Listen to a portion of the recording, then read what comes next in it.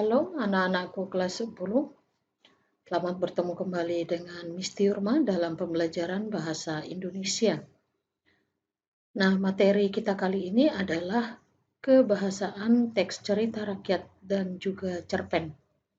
Nah, kalau kita lihat perbandingan kebahasaan antara cerita rakyat dan cerpen, ini dua hal yang berbeda.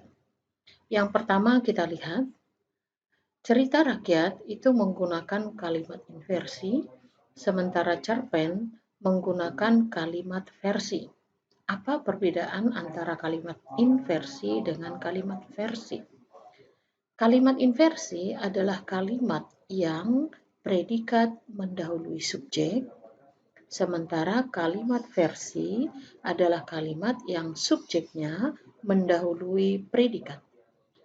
Kalau kita lihat contoh pada cerita rakyat, di sebuah kerajaan hiduplah seorang raja dengan kedua putrinya.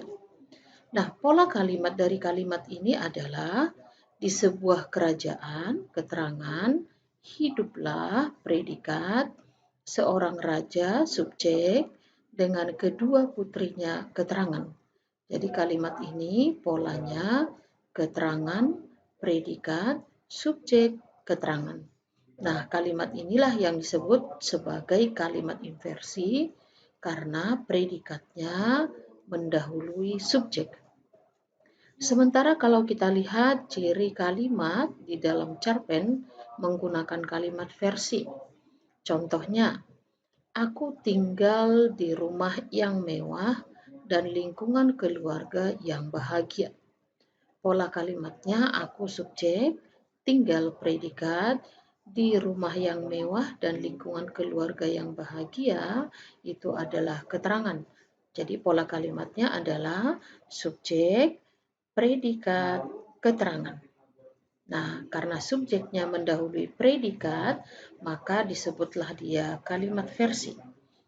Nah, ciri kebahasaan yang kedua, cerita rakyat itu menggunakan bahasa klise, sementara cerpen menggunakan bahasa sehari-hari atau bahasa yang bervariasi. Bahasa klise itu adalah bahasa yang digunakan zaman dulu gitu ya, masih menggunakan bahasa Melayu kuno bisa jadi, atau bahasa-bahasa yang kadang sulit kita mengerti maknanya. Nah, jadi kalau misalnya kita lihat kebahasaan dalam cerita rakyat, Alkisah. Nah, penggunaan kata Alkisah sebenarnya artinya sama dengan kisah, gitu ya. Alkisah pada zaman dahulu kala hiduplah seorang pemuda bernama Galoran. Zaman dahulu kala, gitu ya. Nah, ia termasuk orang yang disegani karena kekayaan dan pangkat orang tuanya. Namun, Galoran sangatlah malas dan boros. Nah, beberapa kata di sini alkisah, kala, begitu ya, zaman dahulu kala, itu kadang dia masih menggunakan bahasa-bahasa yang pemakaiannya sesuai dengan sastra Melayu, gitu ya. Nah, kemudian sementara cerpen menggunakan bahasa yang bervariasi, bahasa sehari-hari yang lebih mudah kita mengerti. Misalnya, lelaki jangkung berwajah terang yang membukakan pintu terlihat takjub begitu mengenali saya. Pastinya dia sama sekali tidak menyangka akan kedatangan saya dengan tiba-tiba. Ini bahasanya lebih ringan ya, lebih mudah kita pahami karena memang dia menggunakan bahasa sehari-hari. Oke, kemudian ciri yang ketiga, cerita rakyat menggunakan kata keterangan, baik itu keterangan tempat dan keterangan waktu untuk menghidupkan suasana. Ya, lihat, pada suatu hari yang cerah, nah ini pada suatu hari yang cerah itu menyatakan keterangan waktu. Ada seekor semut berjalan-jalan di taman keterangan tempat ya. Ia sangat bahagia karena bisa berjalan-jalan melihat taman yang indah. Sang semut berkeliling taman sambil menyapa binatang-binatang yang berada di taman itu. Nah, kata-kata taman tentunya dia menyatakan tempat, gitu ya. Itulah cerita rakyat. Sementara cerpen menggunakan semua kata keterangan bermacam-macam ya. Kata keterangan bisa menyatakan waktu, tempat, cara, alat, dan sebagainya. Nah, semuanya itu digunakan untuk melukiskan atau menggambarkan suasana, keadaan, dan peristiwa dalam cerita. Nah, contohnya, sambil menggerutu.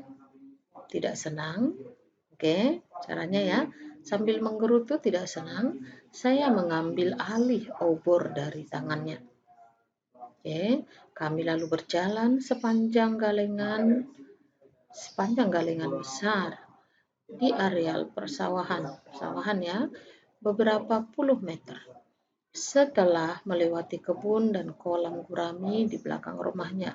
Setelah melewati kebun, ini menyatakan waktu, ya, di belakang rumahnya menyatakan keterangan tempat. Di kejauhan terlihat beberapa titik cahaya obor milik para pencari jangkrik selain kami. Rasa hati jadi tenang. Ya, jadi ada penggunaan beberapa keterangan baik itu waktu, tempat, cara, atau alat ya. Obor, menggunakan obor gitu ya, itu alat. Nah, dari tangannya kan gitu ya. Nah, itu juga menyatakan keterangan. Nah, jadi cerpen itu lebih banyak menggunakan kata keterangan daripada cerita rakyat. Oke, jadi kalau kita kilas balik tadi, ada 3 ciri-ciri dari cerita rakyat. Yang pertama, menggunakan kalimat inversi. Dan yang kedua, menggunakan bahasa klise. Yang ketiga, menggunakan kata keterangan tempat dan waktu.